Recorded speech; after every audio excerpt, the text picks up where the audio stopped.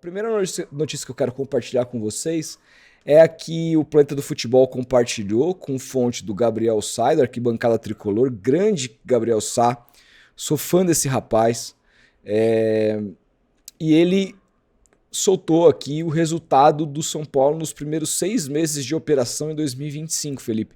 E eles não são nada animadores para um time que cortou todo o custo esse ano, fez lá o seu...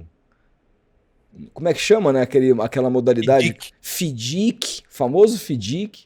Juntou todas as dívidas em uma só. Exatamente, né? E que piorou fundamentalmente o elenco para poder pagar dívidas. E a gente olha para o orçamento do São Paulo nos primeiros 6 meses e a gente se assusta. Vamos aqui entender. São Paulo registrou um déficit financeiro de 31,8 milhões de reais nos primeiros 6 meses de sua operação em 2025. No orçamento aprovado pelo Conselho no início do ano, o Tricolor prevê um superávit de 44,8 milhões de reais ao final desse ano. É importante a gente fazer uma ressalva, Felipe. Nos primeiros 6 meses, a única receita de televisão que os clubes recebem é referente ao Campeonato Paulista. O Campeonato Brasileiro ele é só distribuído ao final do campeonato, porque 40% do valor é distribuído igualitariamente, 30% de acordo com o número de jogos daqueles times na TV aberta, audiência, o caramba, e os outros 30% de acordo com a posição da tabela. Então, por isso, só no final do ano. Eu imagino que o São Paulo conte com essa grana da TV para fechar em um superávit. E assim, se fechar no superávit de 44 milhões, vai ser um ano positivo, mas ainda vai precisar de muitos anos para poder se reerguer desse ponto de vista financeiro. Me parece que o futuro do São Paulo, que o São Paulo está sofrendo esse ano, vai ser uma coisa que a diretoria escolheu fazer para os próximos anos para recuperar o clube. O que não pode é cair. Ontem o São Paulo enfrentou o Bragantino. Eu não assisti o jogo, mas eu vi a análise do Bop no Bopismo sobre esse jogo. Ele disse que foi o melhor jogo do São Paulo em tempos. Isso porque tomou a virada, que o São Paulo jogou bem, o São Paulo se portou bem. E o São Paulo vai ter nada mais, nada menos do que o clássico contra o Corinthians, que vem de vitória contra o Ceará, uma vitória que ninguém esperava contra o Corinthians. Então, uma vitória que ninguém esperava contra o Ceará, lá no Castelão. Então vai ser um clássico aí, cara, que o Fala Rival da segunda promete. E o Crespo na coletiva dizendo que o time tem que tomar cuidado sim com o rebaixamento, hein? Como é que você vê esse momento do clube? Como que faz para equilibrar nesse futebol brasileiro tão competitivo, para equilibrar as finanças com, ao mesmo tempo, poderio esportivo, no ano que o São Paulo não teve até agora praticamente o seu melhor jogador, e a esperança que muito torcedor colocava em cima de um menino, ele sofre uma lesão de ligamento cruzado anterior, cara. Cara, essa lesão do Rian Francisco me impactou, me deixou triste. Elogiei ele segunda-feira no Fala Rival, até citando o jogo que ele fez contra o Palmeiras, que é o time que o revelou. É um jogador muito bom, cara. Seria mais uma boa notícia pro São Paulo o Crespo poder utilizar ele, assim.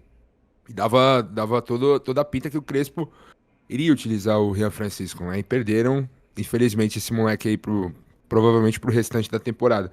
Cara, mas sobre o time é isso. Acho que o time de São Paulo, com todo respeito, eu acho fraco. Eu acho fraco o time de São Paulo. Ainda mais sem o Lucas, sem o Caleri, que tá lesionado. Só com o Luciano. Ontem o Luciano fez uma boa partida. Foi o cara que comandou o São Paulo. Acho que o torcedor tem que se ancorar e se agarrar no Luciano no sentido de, cara, é o mais talentoso que nós temos, assim. O passe que ele dá no primeiro gol do André Silva é um passe de quem conhece muito de bola, assim. Domina a bola, para, cabeça erguida, nem olha pro chão e coloca na cabeça. Você não acha que o Luciano vive uma dicotomia absurda? Ele é pra mim, pelo São Paulino, um dos jogadores mais superestimados que eu já vi. Só que por quem não é São Paulino, um dos jogadores mais subestimados que eu já vi. Peraí, pra quem não é São Paulino, pra quem não é superestimado, né? Pra quem não é São Paulino, pra mim ele é subestimado. Eu acho que o São Paulino eleva muito ele, superestima demais, e quem não é São Paulino subestima demais o Luciano. Cara, mas eu entendo. Eu e o Bob travamos inúmeras discussões sobre Que eu isso acho nos que quatro grandes, né? evidencia bem. A fase Evidencia do São bem. Paulo. Não, e evidencia bem isso que eu tô falando. Você sempre colocou o Luciano pra baixo. E o Bop Sim. sempre pra cima. Por quê? Porque eu acho que quem é São Paulino supervaloriza o Luciano. E quem não é, subestima. Eu acho que ele não é esse jogador todo que o São Paulino acha que ele é, mas também não acho que ela é essa bosta toda que torcedor que Cara, é do São Paulo acha que ele é. sabe quem o Luciano me lembra? Num sentido, trazendo pro meu time, na época de merda do Palmeiras, ali no começo dos anos 2010 e tudo mais? O Kleber Gladiador, cara. O palmeirense tinha ali um retrato do Kleber de 2008, quando ele veio do Dinamo de Kiev, o Lucha conseguiu trazer ele pro Palmeiras, ele jogou muita bola ali, surpreendeu. Pô, quem é esse Kleber? Ah, aquele que jogou no São Paulo, que foi embora cedo e tal. Cara, ele vestiu a camisa do Palmeiras, virou ídolo, demonstrou raça, algo que o palmeirense não tinha naquele momento no elenco. E eu acho que o Luciano é muito parecido com o Kleber na época do Palmeiras, que o Palmeiras não ganhava muitos títulos, assim. Eu entendo a O comparação. Luciano é esse cara, assim, é o cara aguerrido, é o cara que nos clássicos representa o torcedor, que vai pra cima, que tem raça, que beija o símbolo, que chama a responsabilidade e tudo mais. Só que assim, ele é o Luciano, tá ligado? O São Paulo já teve o Raí, o São Paulo já teve Ah, mas inúmeros e aí, inúmeros Felipe, craques. aí não Não, dá, aí não não, dá eu tô pro Zé dizendo. Rafael ser ídolo do Santos, porque o Santos teve o Clodoaldo, porra, aí não Não, dá. não, o que eu tô dizendo é o ídolo do momento, assim. É Porra, o ídolo do momento. E tá tudo bem, cara. E tá tudo bem, assim. porra, o cara não pode ser ídolo porque o São Paulo teve o Raí, é foda, Não, cara. porque, mano, é muito foda você se apegar caralho, o Luciano é ídolo e tudo mais. Cara, eu tenho referência, como vários amigos são paulinos, que eu tenho, a maioria são são paulinos, dos caras reverenciando só jogador pica, mano. Só jogador grande. E aí você vê os caras reverenciando o Luciano, é um retrato do que virou o São Paulo hoje. Do que virou o São Paulo. Um São Paulo que o time é fraco, cara. Um São Paulo que vai brigar pra não cair, que vai brigar na parte de baixo da tabela e que tem apenas hoje o Luciano para ter como esperança, porque o Lucas, desculpa, cara. A lesão do Lucas tá muito estranha, muito estranha. Ontem o Crespo falou na coletiva, perguntem ao departamento médico, ficou até irritado comentando sobre isso. Eu vi um trecho no Twitter. Porra, é uma pergunta factível, é uma pergunta que o torcedor quer saber. E o Lucas, volta quando? Quando que ele vai voltar? Se vendeu uma história de que a lesão dele era simples, de que a lesão dele não era tão grave. O cara tá sumido. Ninguém fala nada. E é uma grande referência técnica pro São Paulo nesse segundo semestre, só que ele não joga. Ele não joga, então, enfim, tá difícil, cara. E A aí, vida tá e aí difícil. sai E notícia financeiramente, É, exatamente, financeiramente tá difícil. São Paulo tá engasgado, tá enforcado. E tá naquele momento de que se a corda apertar mais dentro de campo, se a situação ficar crítica, é como o Murilão falou aí na segunda-feira. Vai ter que ir pro all-in, velho. E se ir pro all-in, vai aumentar a dívida, mas é vai isso. tentar não cair. É. E isso é perigoso demais, cara. Cara, tem uma coisa aí nessa história. Eu acho que o São Paulo não vai pro all-in. Não me parece ser a postura do presidente Casares. Eu acho que ele tá firme na proposta dele de diminuir a dívida bancária do São Paulo e apostar nisso e cumprir lá as obrigações do FDIC, etc. Meu ponto é que, cara, se perde pro Corinthians no final de semana e o Crespo começa o trabalho com 2 derrotas e um empate, o clima, e aí isso pode ser uma derrota que coloque o São Paulo na zona do rebaixamento, o clima ficaria muito difícil pro time, cara. Muito difícil. Jogo em casa, que o São Paulo costuma se dar bem contra o Corinthians, olha...